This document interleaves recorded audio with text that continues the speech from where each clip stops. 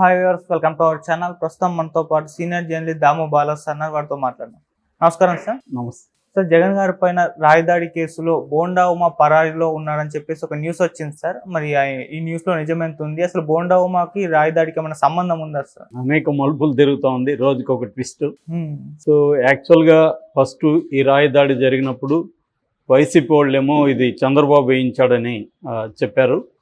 తెలుగుదేశం వాళ్ళు ఈ కుట్ర చేశారని చెప్పారు. సాక్షులు కూడా ప్రధానంగా కథనం వచ్చింది. దాని తర్వాత అందరూ ప్రెస్ మీట్లు పెట్టారు, కొంతమంది ధర్నాలు చేశారు, ఇవన్నీ జరిగాయి. తర్వాత జగన్ కూడా గుడివాడలో మీటింగ్లో ఇది చంద్రబాబు, పవన్ కళ్యాణ్, బీజేపీ కలిసి చేయించారు అనేది అతను కూడా ఆరోపించాడు. ఓకే.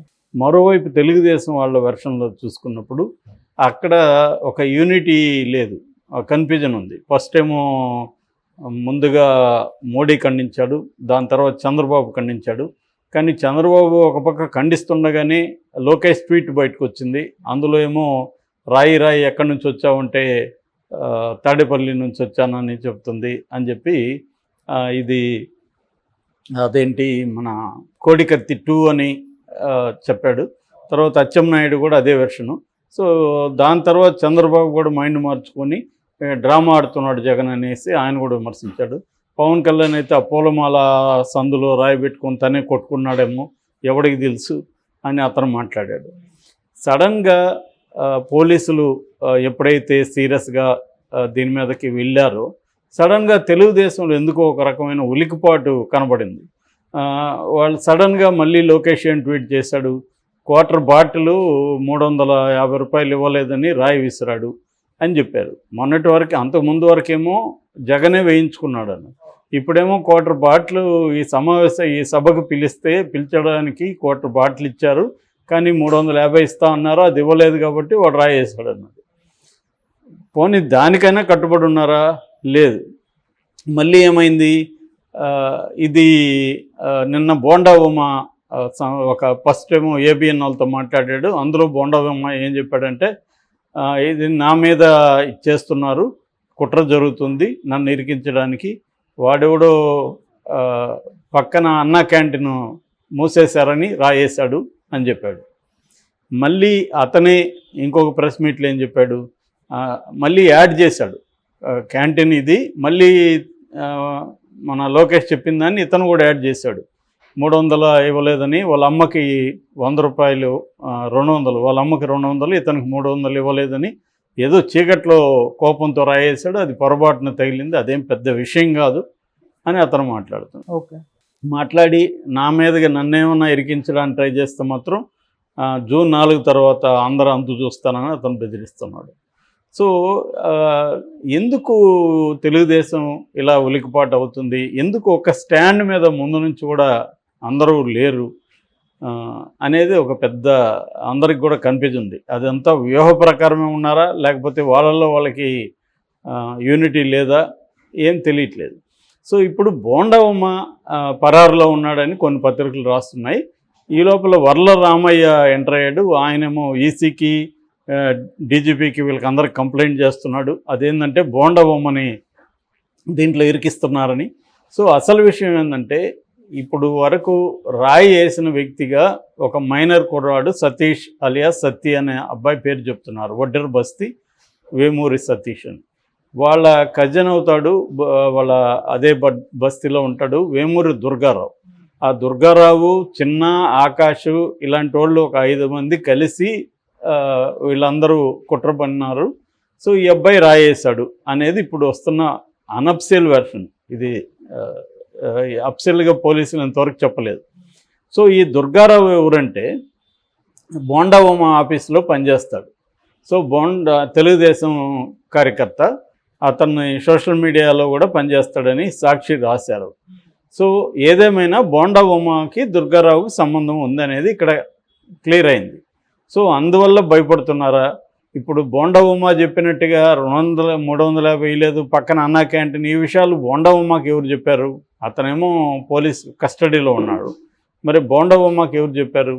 సో ముందుగానే వీళ్ళు ఎందుకు బోండా ఉమాని అరెస్ట్ చేయబోతున్నారనే ఒక కథనాన్ని బయటికి తీసుకొస్తున్నారు. దీంట్లో 2 రకాలు ఉండే అవకాశం ఉంది. ఇలా ముందుగానే బెదిరించడం వల్ల ఒకవేళ నిజంగానే దుర్గారావు ఇన్వాల్వ్ వేసుంటే దుర్గారావు ఏమన్నా బోండాబొమ్మ పేరు చెప్పితే అప్పుడు బోండాబొమ్మను అరెస్ట్ చేస్తారేమో, ముందే భయపెడితే బోండాబొమ్మన జోలికి రారేమో అనేది ఒకటి ఉండొచ్చు. లేదు నిజంగానే బోండాబొమ్మ రోల్ కూడా దీంట్లో ఉండొచ్చు. ఎందుకంటే దుర్గారావుతో అతనికి చెప్పుండొచ్చు, ఒక రాయి ఏంట్రా సరదాగా చూద్దామని, ఏమన్నా జరిగి ఉండొచ్చు. ఎందుకంటే బోండాబొమ్మ మీద ఆల్రెడీ ఇట్లాంటి అలిగేషన్స్ బోల్డ్ ఉన్నాయి. 2014 నుంచి 18 వరకు అతని మీద సెక్స్ రాకెట్ ఉంది, కాల్ మనీ స్కామ్ ఉంది, అక్కడ అనేక గూండా యాక్టివిటీస్ చేసినాడని, తర్వాత దౌర్జన్యంగా అనేక అక్కడ ప్రాపర్టీస్ ఆక్యుపై చేసినాడని రకరకాల ఆరోపణలు ఎప్పటి నుంచో ఉన్నాయి. బోండాబొమ్మ అంటే విజయవాడ సెంట్రల్లో ఒక రౌడీ ఎలిమెంట్ అన్న ఇది ఎప్పటి నుంచో ఉంది. సో అతనే చేయించాడా, మరి ఎందుకు అతను అజ్ఞాతంలోకి వెళ్ళాడు, ఇవన్నీ ఇవాళ ప్రశ్నలు. సో పోలీసులు యాక్చువల్గా పోలీసులు ఏంది, ఇప్పుడు జగన్ కంట్రోల్ ఎందుకుంటారు వాళ్ళు, ఏదైనా ఉంటే వాళ్ళకి ఇబ్బందే కదా. ఎందుకంటే చాలా సీరియస్గా ఎలక్షన్ కమిషన్ చూస్తుంది. మనం నిన్న కూడా చెప్పుకున్నాం, ఈవెన్ సజ్జల రామకృష్ణారెడ్డిని కూడా పొలిటికల్గా మాట్లాడొద్దనింది. ఆల్రెడీ చాలామంది పోలీస్ ఆఫీసర్లని, కలెక్టర్లని, అధికారులను మార్చారు, ఇంకా కూడా మార్చే అవకాశాలు ఉంది. ఇప్పటి వరకు అయితే ఎలక్షన్ కమిషన్ అక్కడ కొంత బ్యాలెన్స్డ్గానే వ్యవహరిస్తుంది. తెలుగుదేశం పెడుతున్న కంప్లైంట్లన్నింటినీ కూడా అది పరిశీలిస్తుంది, కొన్నిటిని సెంట్రల్ ఎలక్షన్ కమిషన్ కూడా పంపిస్తున్నారు ఇక్కడ. సో ముఖేష్ కుమార్ మీనా కూడా వివాదరహితుడిగానే పేరుంది. ఇప్పటివరకు వీళ్ళు కూడా ఏం ఆరోపణలు చేయలేదు. పైగా ఈ కూటమిలో ఉన్న బీజేపీ సెంట్రల్లో పవర్లో ఉన్నది కాబట్టి నిజానికి వైసీపీ వాళ్ళు ఆరోపణలు చేయాలి తప్ప, ఎందుకంటే కూటమిలో బీజేపీ ఉంది కాబట్టి బీజేపీకి అనుకూలంగా, అంటే ఎన్డీఏకి అనుకూలంగా ఎలక్షన్ కమిషన్ పనిచేస్తుంది అనేది అందరికి తెలిసిన విషయమే. సో అలాంటప్పుడు వీళ్ళెందుకు దీన్ని తడుముకుంటున్నారు?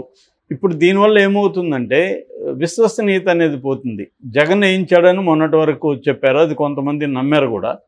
కానీ ఇప్పుడు వేసిన అబ్బాయి దొరికిన తర్వాత జగన్ వేయించలేదు, అతనే వేశాడు, అతను ఎందుకు వేశాడంటే వాడికి 350 ఇలేదు కాబట్టి వేశాడని ఒక వర్షన్ తెచ్చారు.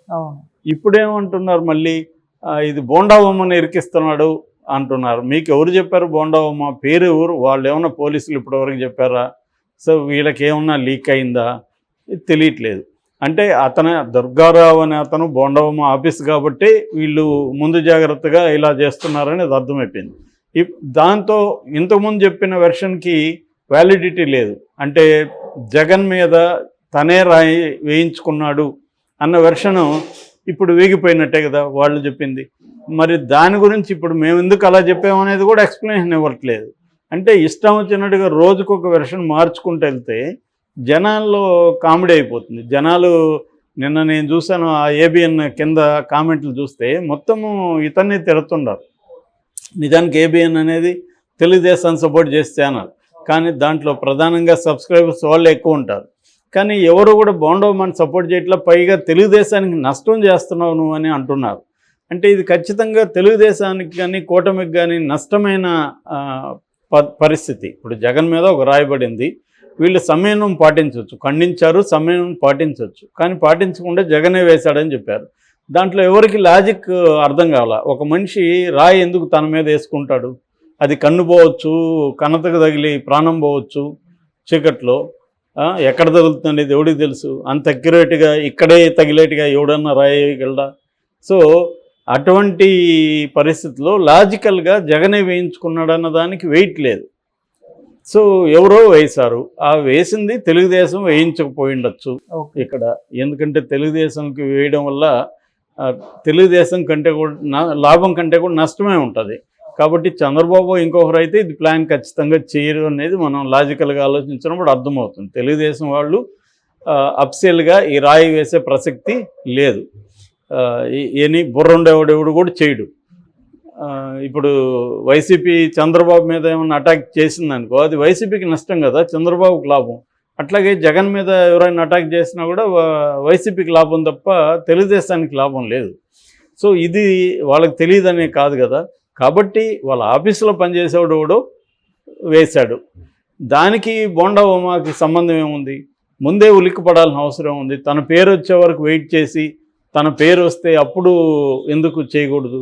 సో ఈ కన్ఫ్యూజన్ తెలుగుదేశం అండ్ కూటమి క్యాంపులో ఉంది. ఒక పక్క మోడీ ఖండిస్తాడు, బీజేపీ సైలెంట్గా ఉంటుంది, చంద్రబాబు ముందు ఖండిస్తాడు, మళ్ళీ డ్రామా అంటాడు, మళ్ళీ ఏమో 250 అంటారు, దానివల్ల వేసాడు అంటాడు.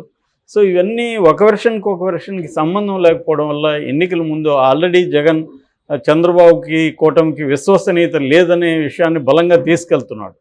అటువంటప్పుడు వీళ్ళు ఈ కూటమికి సంబంధించి ఇటువంటి విషయాలను పరిష్కరించుకొని ఒక క్లారిటీతో వెళ్ళకపోతే మాత్రం చాలా ఇబ్బంది అవుతుంది. Okay sir, thank you so much.